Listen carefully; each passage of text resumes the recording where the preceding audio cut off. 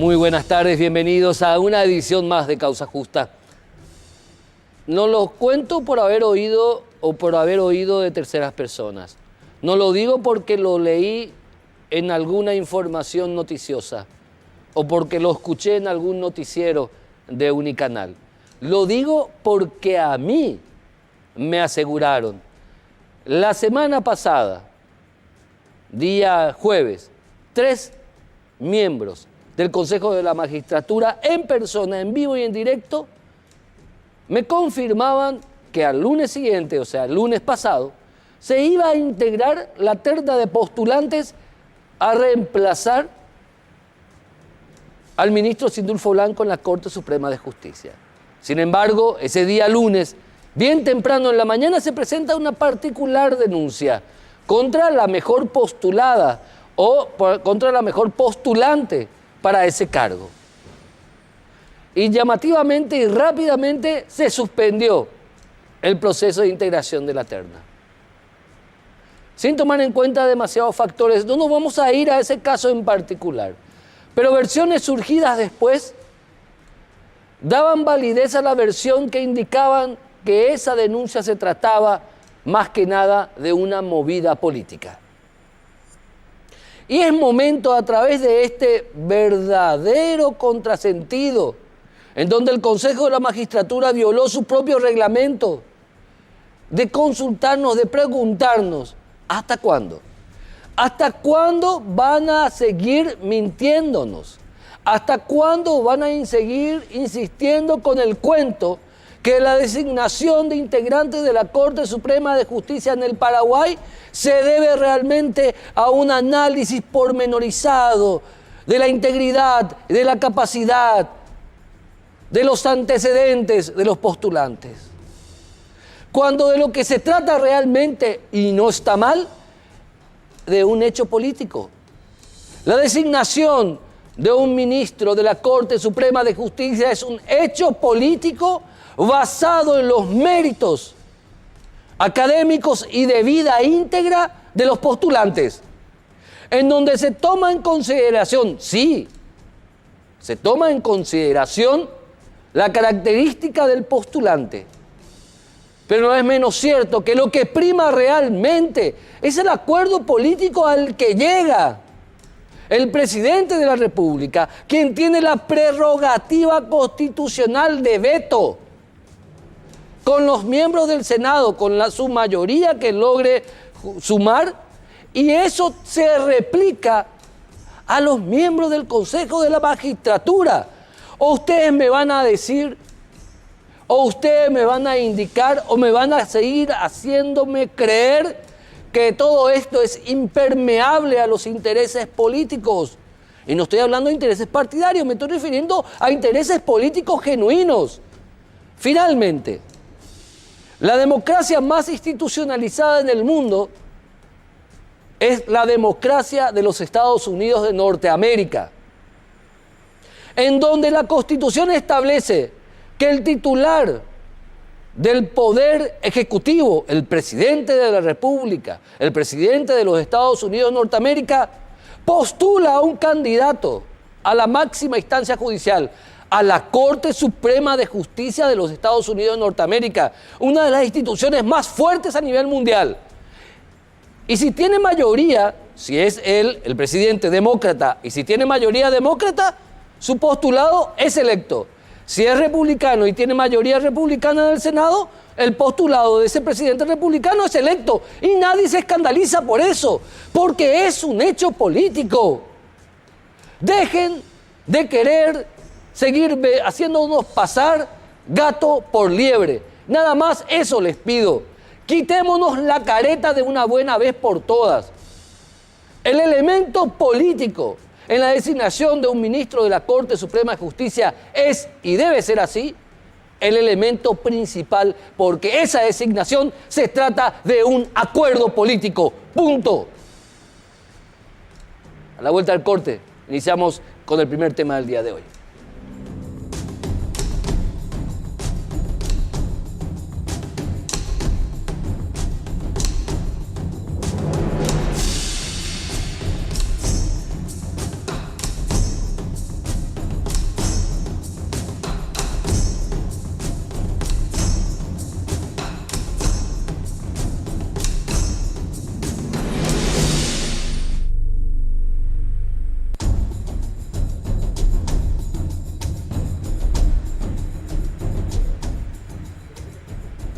Bueno, tenemos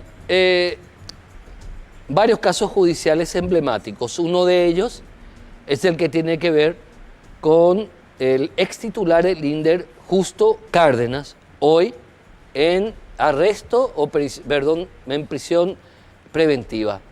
Lo acusan de varios hechos. Él se defiende diciendo que son hechos inconexos entre sí. Para él y sus defensores, no, la Fiscalía en esta etapa procesal no ha probado de ninguna manera los delitos que se le imputa a este ex alto funcionario del gobierno de Horacio Cartes. Nos acompaña su abogado defensor, su representante legal, el doctor Rodolfo Gubetich. Bienvenido, doctor, ¿cómo está? Bien, gracias por la oportunidad, Héctor, a tu disposición. ¿En qué se funda la línea argumentativa de la defensa en torno a Justo Cárdenas? Bueno, para hablar de la línea de defensa hace falta referirnos a la imputación, que es, digamos, la hipótesis fiscal elaborada a partir de una investigación previa. Entonces es importante dejar en claro de que la imputación es el resultado de una manipulación selectiva de los documentos y de las informaciones que fueron recogidas durante el tiempo de la parte previa a la imputación. Pongamos esto en términos de tiempo. En noviembre del año 2017 se inicia la denuncia, se ordena la apertura de la investigación.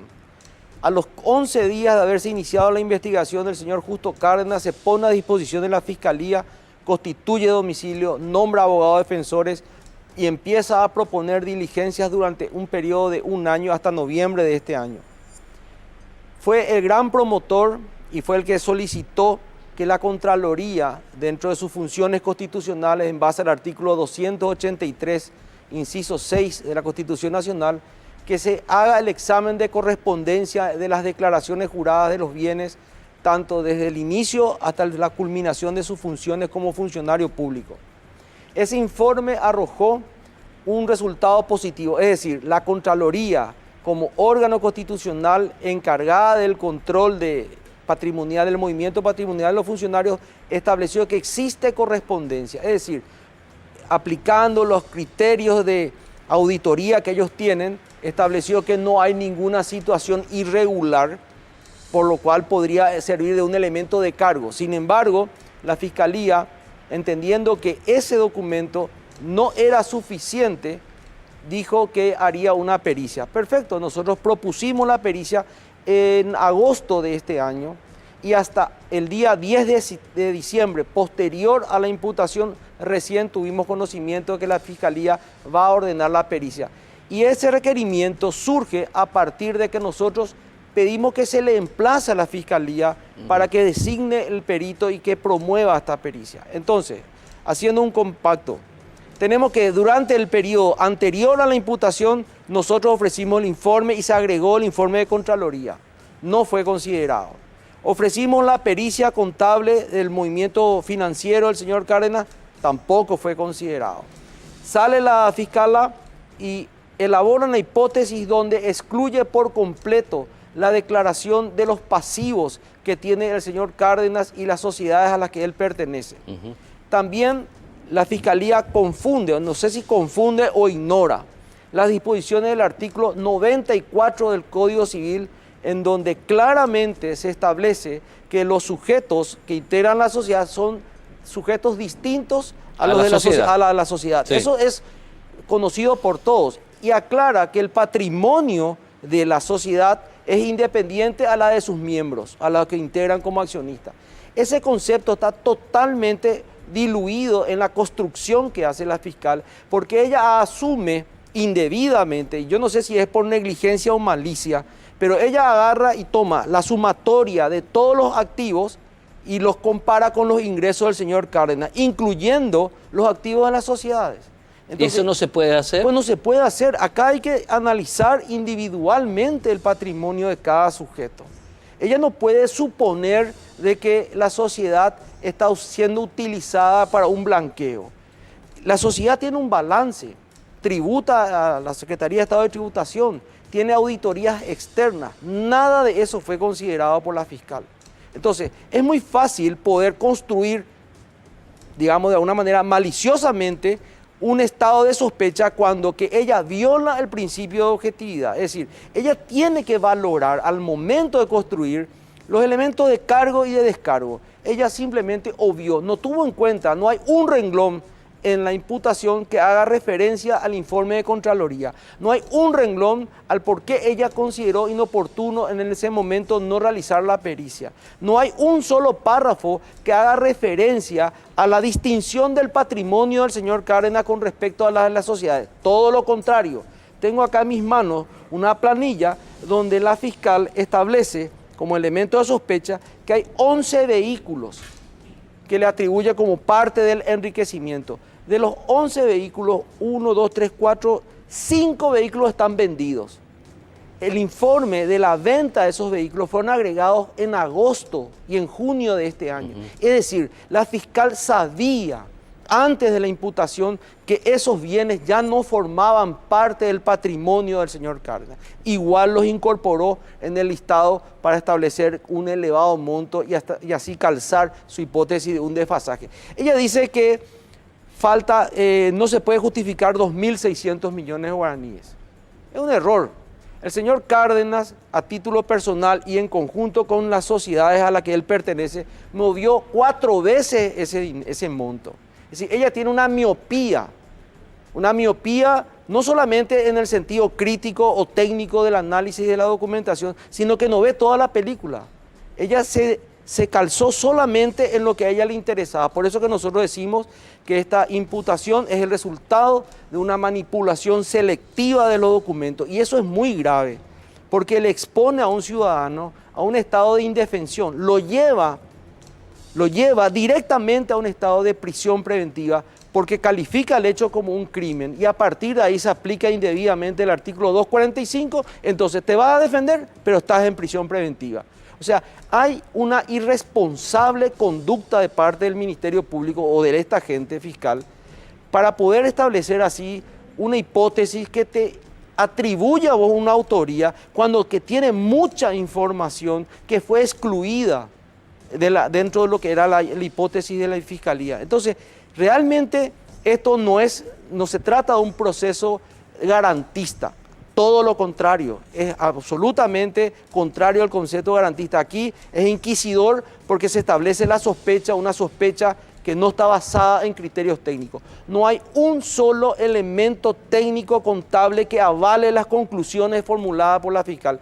Ella públicamente lo dijo, por lo menos tiene eso, dijo que ella sumó y restó. Y en base a ese cálculo sacó la diferencia. Imagínense lo irresponsable de esta señora de atribuir una conducta tan delicada a un ciudadano en esos términos. Para ir desgranando un poco, también se habla de la imputación contra los hijos. Sí. Que los hijos muy jóvenes adquirieron capital muy importante. Tuvieron movimiento de dinero a su nombre muy importante. Eso también la Fiscalía resalta y por ende imputa a los hijos de Cárdenas. ¿Cómo se toma eso? Primero hay que entender lo siguiente. La importancia del dinero es una apreciación subjetiva. Es decir, el movimiento de dinero atribuido a una persona puede variar de acuerdo un poco a su entorno socioeconómico. O sea, que puede ser mucho dinero para una persona que tiene escaso patrimonio o escaso flujo de caja, etc. En concreto, los hijos del señor Justo Cárdenas accedieron a la capitalización en las sociedades a partir de un préstamo obtenido por la abuela y ese crédito está declarado en la sucesión.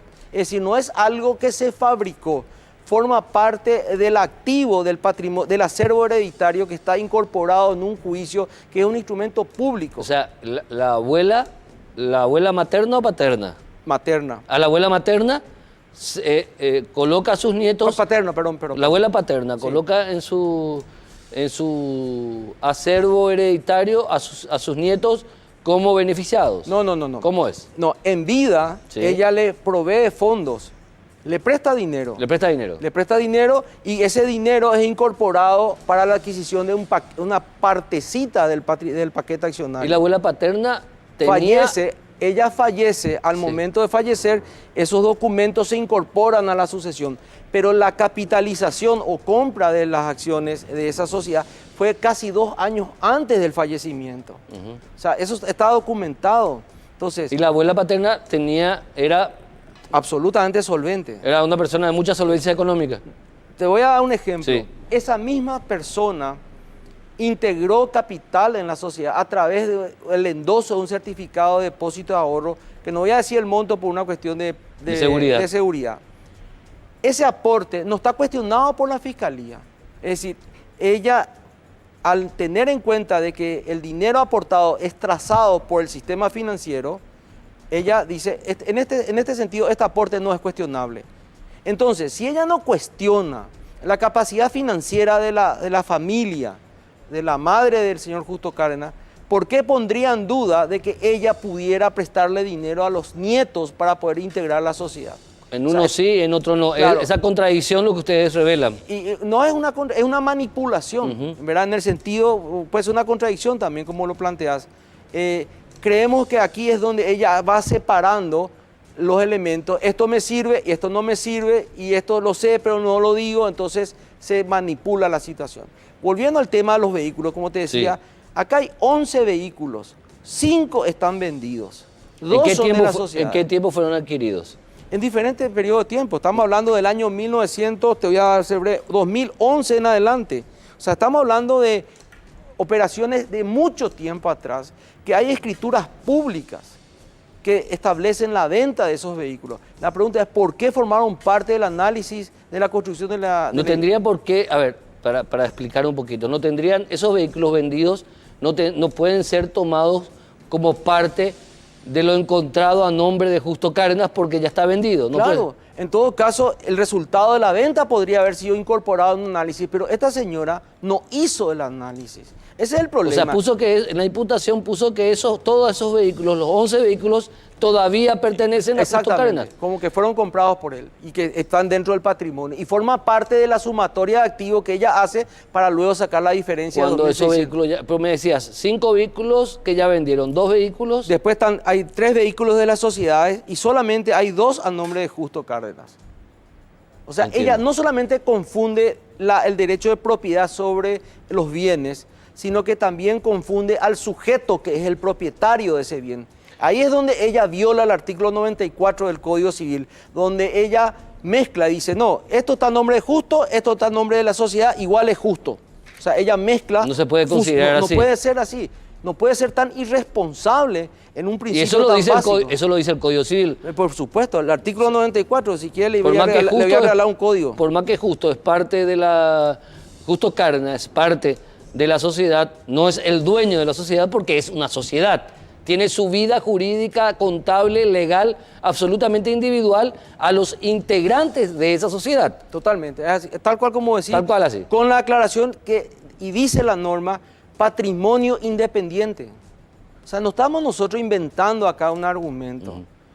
Todo esto se podría haber evitado si esta señora era asistida por un departamento técnico, contable de la Fiscalía y hubiese analizado con seriedad esta información y no llegar a supuestos elementos de sospecha cuando que carece de un sustento técnico en el análisis de la documentación. Esa suma y resta para sacar valoración no se puede hacer en ese tipo de procedimientos. ¿Qué se debe tomar más en cuenta, más allá de una suma y resta? Yo creo que acá hay, por ejemplo, ¿qué se debe tomar en cuenta? Te voy a poner un ejemplo para explicar el concepto. El señor Cárdenas quitó varios préstamos. ¿Ella qué hace? Préstamo número 1, vamos a suponer una cifra 100. Préstamo número 2, agarra 120. Pero el préstamo número 2 es nada más que la renovación del anterior. Con el segundo préstamo se cancela el anterior y se saca una diferencia de 20. ¿Qué ella hizo? Empezó a sumar todos los préstamos, cuando que en realidad lo que tenía que haber considerado era simplemente el saldo que estaba siendo renovado. Entiendo. Entonces, esas son cuestiones que hacen a una ciencia, O sea, la ciencia contable. Sacó todos los, como si fuera que él haya sacado todos esos préstamos todos juntos. Todos juntos. O como que la sumatoria de esos préstamos es el total del dinero recibido. Eso es falso. Y es falso a partir de que ella no tiene la capacidad para analizar toda la complejidad que requiere una situación contable de las empresas y del señor Cárdenas. Otro elemento, todo esto está tributado. La Secretaría de Estado de Tributación. Entonces, si hay tributos, si están pagados los impuestos, si hay auditorías externas que están puestas a consideración de la Fiscalía, ¿qué elementos tiene el ciudadano común? Ya no vamos a hablar del señor Cárdenas, sino de cualquier funcionario que trata de hacer bien las cosas, que tiene sus impuestos al día, que ofrece la pericia, que tiene un informe de Contraloría a su favor, y nada de eso es considerado. Y solamente después de la imputación se propone, porque le emplazamos a la Fiscalía a que haga la pericia, el juez penal de garantías ordenó eso, o sea, le intimó a que conteste el traslado y lo hicieron ahora al 10. ¿Cómo entonces se va a defender? No hay ninguna posibilidad de que haya un desarrollo ordenado en la justificación de los elementos que le están atribuyendo. Otro elemento, en la resolución por la cual se decretó la detención, dice, esta orden de detención es al solo efecto de llamar a prestar declaración indagatoria al señor Justo Cárdenas. Tengo acá la resolución.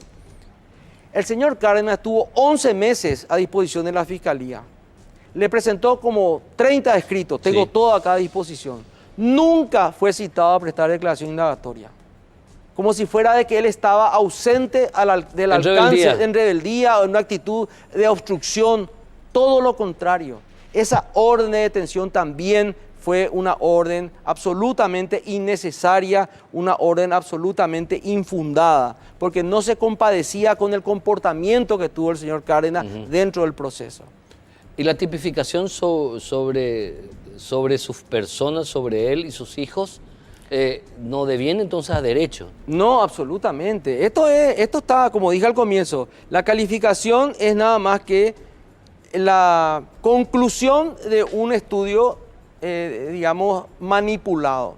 Si ella hubiese realizado estos actos de investigación previos o si hubiese tenido en cuenta los elementos que ya estaban dentro de la carpeta fiscal, no iba a poder construir la idea de que acá hay enriquecimiento ilícito. Él está procesado por enriquecimiento ilícito. Sí, así mismo. Y lavado de dinero. Y lavado de dinero.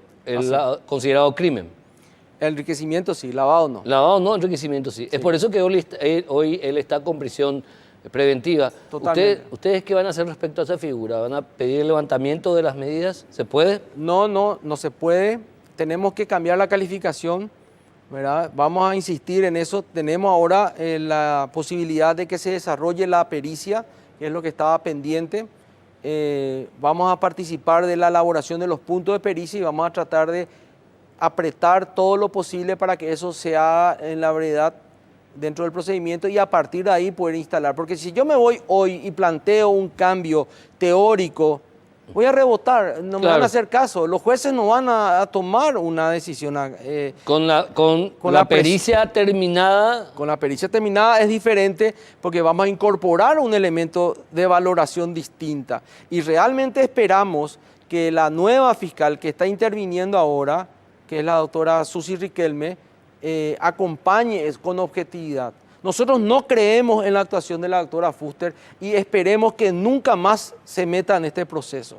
No queremos que ella sea jueza, a pesar de que la fiscal general le ratificó en sus funciones y nosotros le impugnamos en la corte, entonces todavía ella está en un estado de salida del proceso, pero esperemos de que ella se aparte voluntariamente si es que cabe. La sé que hay restricciones legales en ese sentido, pero no confiamos en absoluto en su proceder. No fue, o sea, se elaboró una imputación no en base a un estudio técnico, sino a presunciones. Es la conclusión que se puede quitar de esto. Así mismo es. Presunciones manipuladas a partir de la selección de documentos que estaban en su carpeta fiscal.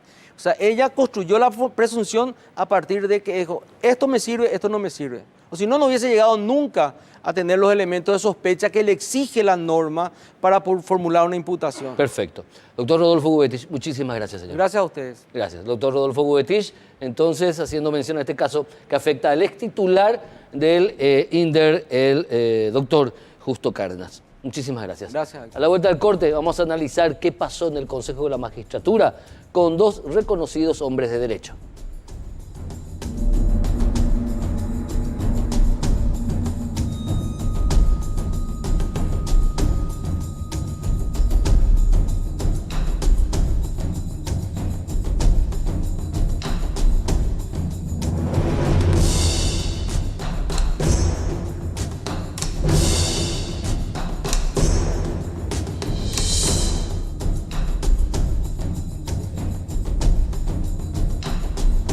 Bueno, ¿qué pasa en el Consejo de la Magistratura? ¿Qué pasó con la designación de la terna para reemplazar a Sindulfo Blanco? Todo estaba listo para que el lunes pasado se integre la terna, había confirmación, había fanfarrias. Pero en el camino, un palo en la rueda, una denuncia, llamativa por cierto, de plagio. Pero no nos centremos en el caso en sí, porque ya vamos a tener tiempo de eso para cuando hablemos con los actores principales en su momento de esa denuncia en sí. Hoy queremos analizar en Causa Justa el entorno de toda esta historia, porque algo huele a podrido en Dinamarca. Y no estoy plagiando a nadie, es una obra antigua. No lo digo yo, por si acaso me quieran denunciar. Aclaro, es Hamlet, ¿sí? Algo huele mal en Dinamarca. ¿Algo huele a podrido o algo huele mal? Algo huele mal. Gracias, doctor Nicolás Gauna. Bueno, nos acompaña hoy para analizar esta historia el doctor Juan Bueno Jara, ex miembro del Consejo de la Magistratura. Muchas gracias, querido doctor, por venir. Y el doctor Nicolás Gauna Irún, analista, abogado, postulante en varias oportunidades a cargos en la Corte Suprema de Justicia. Gracias por estar con nosotros. Bienvenido. Gracias por la invitación. ¿Algo huele tan mal, doctor Juan Bueno Jara? Yo creo que va más allá del olor ya. Bueno, yo te digo una cosa. Somos abogados. Acá Nicolás es un antiguo abogado, vos sos abogado, yo soy abogado. Sabemos que los plazos es algo muy importante en el ejercicio del derecho. Acá hay una institución llamada Consejo de la Magistratura que establece un reglamento que ellos establecen para regir su propio camino que le conduzca a hacer esa terna. Establecieron plazos. Pasó todo el plazo, cuando aparece el ranking de las personas que van a tentar por un lugar en la terna, aparece la denuncia. A lo mejor, si la amiga Almirón Prugel no estaba entre los primeros, jamás se hubieran acordado que ella dictó una conferencia y que citó a un autor que estaba enfrente de él y lo acusan de plagio. Hasta ahí todo bien, pero acá lo malo está en que esta denuncia, a destiempo, medio traída de los pelos, porque el plagio es una figura penal bien establecido, que en este caso no tiene ni sentido, pero surte su efecto. ¿Qué efecto es lo que es? Para todo el proceso. Entonces, ¿para qué hemos dictado el reglamento? Y lo peor, y eso es lo grave, este hecho de suspender todo el proceso pone en duda todo el proceso de selección de esta terna que se va a hacer más adelante. ¿Qué es la duda que instala? Que hay personas interesadas y justamente apareció unos 2 días antes una denuncia de un hombre muy influyente de este gobierno que se fue a visitar al Consejo de la Magistratura, al vicepresidente Hugo Velázquez. Y lo más grave es que va dirigida contra una es la número 1 en el ranking. Y si vos analizás, porque acá es relación de causa-efecto, Héctor, Sí. si vos analizás bien, en el proceso anterior, los 2 mejores en el ranking, y hay que decir que los 2 mejores para toda la sociedad y mucho más para los abogados, Jiménez Rolón y Blas Ramírez Candia, fueron electos. O sea, había una presunción casi cierta de que la número 1, que el Senado venía ya estableciendo, iba a ser electa para la terna y supuestamente iba a ser electa la terna para integrar en la Corte Suprema de Justicia. Entonces hay manos oscuras. Y no me preocupa a mí las manos oscuras.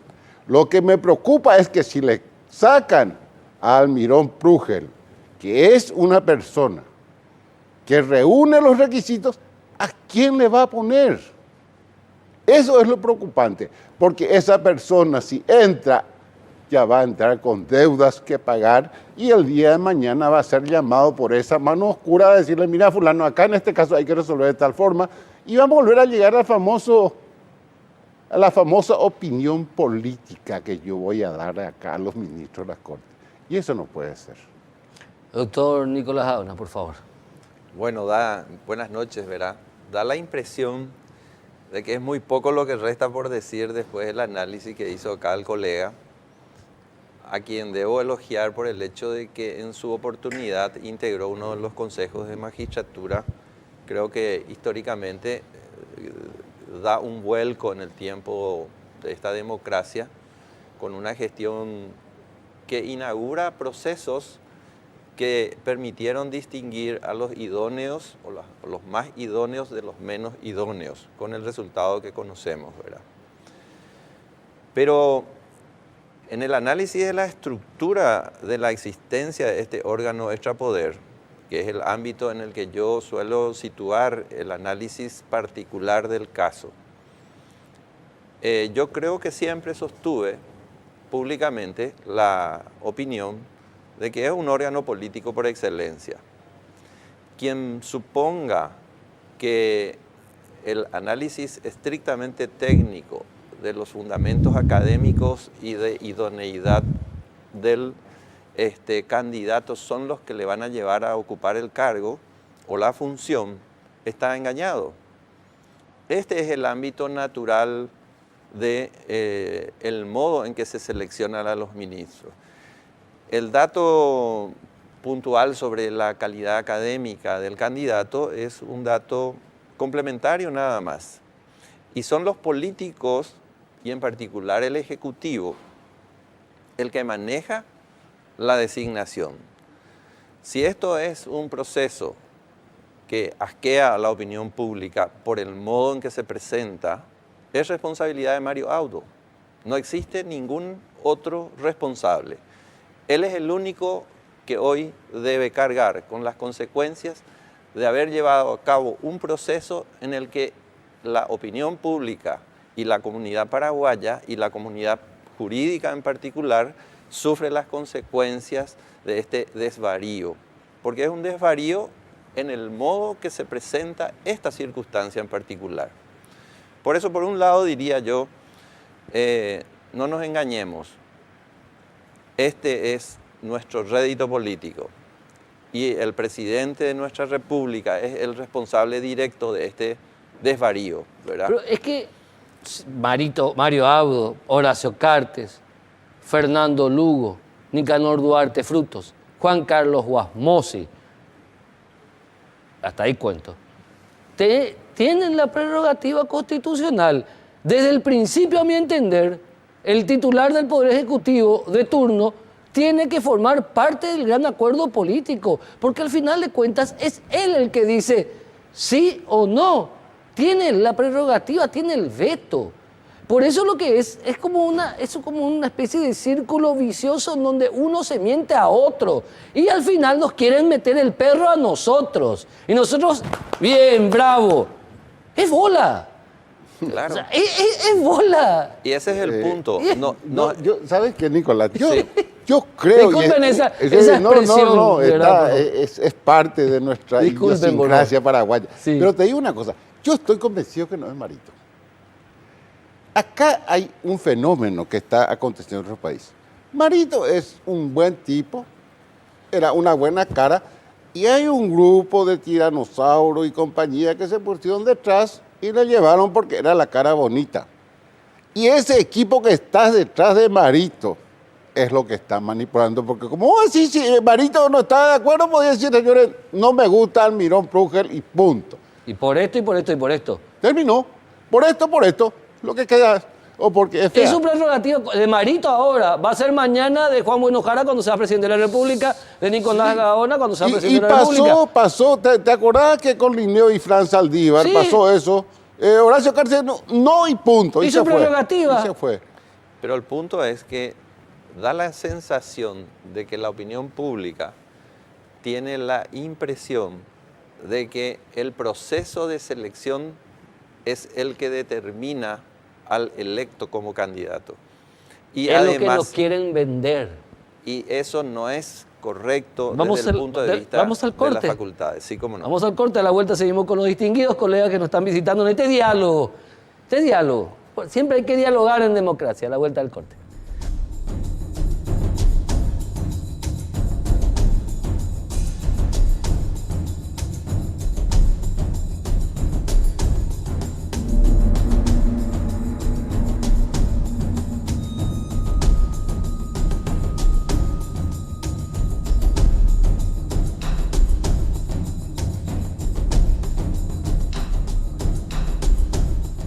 Después no, no puedo dar, no. Ah, no, sí, hay varios. Bueno, volvemos. Las cosas que se dicen en el corte no se pueden decir al aire porque a veces es complicado. Penosamente acá se ve afectado, en este caso en particular, el nombre de dos reconocidas magistradas. Por un lado, Elodia Almirón, y por el otro, un nombre que se mencionó entre dientes, que es Alma María Méndez de Bullermini, una excelentísima magistrada, una señora magistrada, intachable, en serio, académica, profesora de generaciones. Y supuestamente, porque ella está en el lugar número 17, le quieren meter a ella por ¿cómo te voy a decir? Por la ventana, que creo que es injusto. Ella bien puede integrar esa terna. Pero todo es el mejunje. Ese es el mejunje que hay acá ahora. ¿Cómo estamos? Acá hay cosas llamativas. ¿Vos sabías que en el consejo anterior nosotros habíamos excluido la cuestión del puntaje por audiencia? Porque era injusta, era subjetiva y se prestaba a muchas manipulaciones, ya políticas. Sí. Entonces habíamos suprimido. Este consejo nuevamente vuelve a instalar. Y una de las protestas que más se ha hecho fue justamente ya por la cuestión de los puntajes atribuidos en la audiencia. ¿Qué es lo que eso ya de por sí llamaba la atención? ¿Y por qué volver a algo que ya se ha superado y que no ha conducido a nada? Yo te voy a decir una cosa, es difícil para el Consejo establecer y medir y dar puntos a personas, a lo mejor muchos de ellos más preparados que los miembros del Consejo. Pero para eso se establecen ciertos mecanismos donde existen lo material, que es el puntaje, los cursos realizados, y algo inmaterial, que es el concepto que cada uno tiene como persona, ya sea como abogado o magistrado. Nosotros, ¿cómo hicimos la vez anterior? Todos los miembros dijimos, bueno, vamos a traer 10 nombres de los primeros o incluso el último, 10 nombres cada uno teníamos. Y trajimos. Coincidentemente, en todo aparecía Miriam Peña, la única. Sí. La única. Después fueron otros 8, otros 7. También Enrique Herrera, que yo en su trabajo dentro del Consejo de la Magistratura me quito el sombrero, pero fue un hombre que trabajó muy bien, muy honesto. Agarró y dijo, señores, vamos a buscar a los hombres del derecho más renombrados y vamos a formar un consejo que nos ayude en esto. Pero ellos todos independientemente. ¿Sabes que ellos hicieron también sus 10 nombres? Los coincidimos plenamente con eso. ¿Coincidieron con ellos? Coincidimos plenamente. Es que nos conocemos en el ámbito, la gente. Yayo Cuapa. Yayo Cuapa, el famoso Yayo Cuapa. Puede haber alguna excepción que por ahí salga, pero nos conocemos todos. Y no hay problema. Hasta yo creo que el Consejo puede errar en sus apreciaciones. Cuando el error se produce de buena fe, es pasable. Lo malo es lo que está sucediendo ahora, es de que ellos violan su reglamento. Aparece un personaje en el día en que se iba a tratar unos días antes la famosa terna. Y aparece una denuncia muy parecida a la anterior. Vos sabés que a Eugenio Jiménez Rolón también le cuestionaron, apareció un abogado que le denunció que su título no era tal y había sido que al final él se pasó 5 años para obtener el título de doctor en Derecho. Cosa que le felicito, vos fuiste doctor en Derecho, no, conseguiste. Y no, es más, y verás, no es de allá de la zona del Prat. Pero, ¿qué pasa ahí? Entonces, señores, cuando se vuelve turbio el proceso, por más que después se quiera aclarar, ya es difícil de recomponer. Como dijiste vos, ya algo huele mal. Y eso es lo malo que se estableció en este proceso. que podía haber culminado este Consejo con las dos elecciones anteriores, que creo que hasta hoy no existe una sola persona que pueda decir, mira, ustedes se equivocaron y el Senado se equivocó al elegir estos dos. Todos estamos contentos con Blas Ramírez Candie y con Eugenio Jiménez Rolón. Sí. Podía haber culminado y salir con las manos en alto y decir, señores, hemos cumplido con eso. Y viene a aparecer esto. Y yo te aseguro, conociendo a mucha gente, el sistema que está apareciendo, hay algo muy turbio detrás de esto. O sea que es lo que estamos teniendo en un proceso en donde ya está el candidato y la cuestión es que había riesgo de que no entre en la terna y están abriendo camino para que ese candidato integre la Pero terna. yo creo que con esto, con todo este escándalo, creo que le salió mal el tema, el cálculo. Doctor Nicolás Gaona, ¿qué pensás? Yo creo, me pongo un poco en la situación también del Consejo en cuanto a la denuncia. Es cierto que está fuera de plazo, ¿verdad?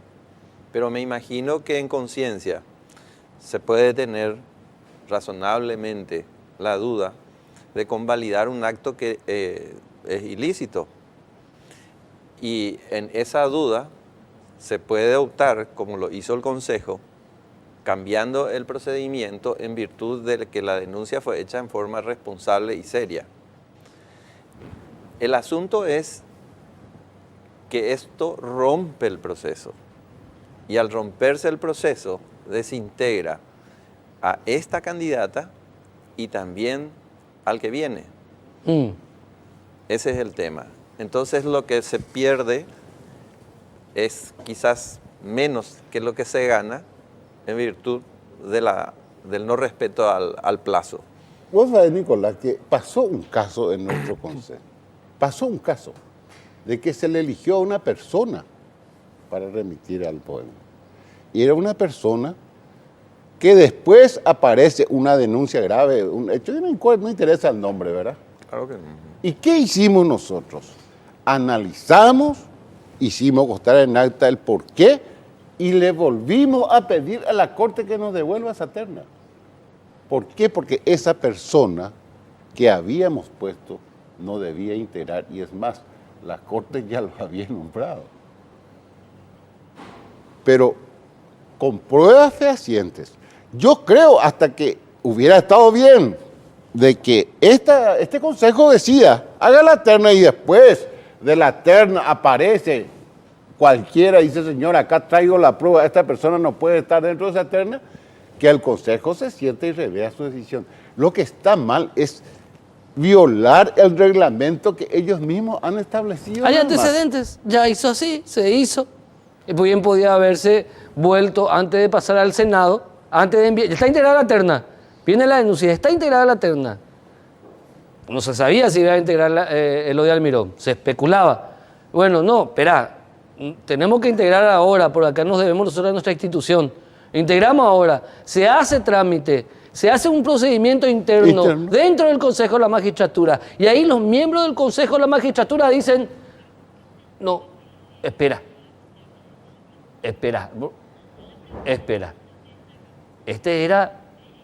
era la situación, no es correcta. Devuelve a la terna, Senado. No es la persona indicada. Reintegramos la terna. Ahora, ¿por qué se presumía que Elodia Almirón iba a integrar la terna? ¿Por qué hasta se presumía que ella iba a ser ministra? ¿Por qué? Porque era el número 1 en el ranking. El puntaje es tan importante para que una alta autoridad, ministro de Corte o lo que sea, tenga una buena gestión. ¿Es tan relevante el puntaje académico? No. Eugenio Jiménez Rolón era el número 7 en el ranking. Era el número 7 y fue electo en la terna. Yo creo que es hasta cierto punto importante, porque si no dejaríamos a la computadora llegar a los tres primeros y punto ya. Por eso, pero iba a ser un concurso de cartones. El factor humano del análisis de los otros aspectos que no aparecen en las notas ni en los libros que haya escrito, además sabemos que hasta en eso hay fraude. Hay gente que escribe un libro y se editó 11 veces y tiene el mismo valor que una persona que escribió un libro y se pagó la impresión y regaló a unos cuantos amigos. Tiene el mismo valor. El mismo puntaje. el mismo valor. Bueno, entonces, mi estimado amigo, ahí viene el problema. Por eso es que nosotros aquella vez hablamos y dimos un margen de análisis, pero no sometido a procesos políticos, jamás permitimos. Y en ese sentido yo te puedo decir una cosa. Es más, cuando se le veta a Lindó y Fran Saldívar el Poder Ejecutivo, Marito Aldo, presidente del Senado, le llama a Enrique y le dice, te devolvemos la terna y hagan una nueva terna. Y en el Consejo viene Enrique Herrera, cuenta este hecho. Y yo fui el que dije, no señores, yo no le voy a decir al Senado cómo hacer su trabajo, pero tampoco voy a permitir que el Senado me venga a decir cómo debe hacer el trabajo. Miriam Peña y Emiliano Rolón ya fueron electos y no le afecta para nada. Lo que a nosotros nos resta es hacer un tercer nombre para volver a integrar la terna. Entonces llegamos a una especie de empate. Dijo, bueno, vamos así que analizamos todo y que estos dos quedaron nuevamente y el tercero integramos. Para que te des cuenta. Pero, y se fue Eugenio Jiménez Rolón, que era un auténtico pasillero. Y ustedes no se imaginan la discusión que hubo, porque había otro pasillero, pero otro pasillero que fue juez. Y me acuerdo muy bien, le dije, señores, yo soy, hoy estuve de pasillero antes de venir acá, pero fui juez. Y es muy diferente la vida de un ex magistrado que litiga que aquel que desde que comenzó está litigando en los pasillos. Claro. Doctor Nicolás Gaona, ¿hizo bien el Consejo de la Magistratura en esta decisión de tirar la pelota al córner más o menos? Porque esto no se resuelve. El lunes es la última sesión del Consejo del año. ¿Hizo bien o se tiene que sesionar hasta y antes de este fin de año se tiene que dar la integración de la terna? En mi opinión, mirando los antecedentes, digamos, en forma periférica, no está nada resuelto. Esto puede concluirse en la última sesión. Finalmente el descargo, si se hacen dentro de los plazos, se tendría el descargo y la posibilidad de analizar lo que ya el Consejo hizo, ¿verdad?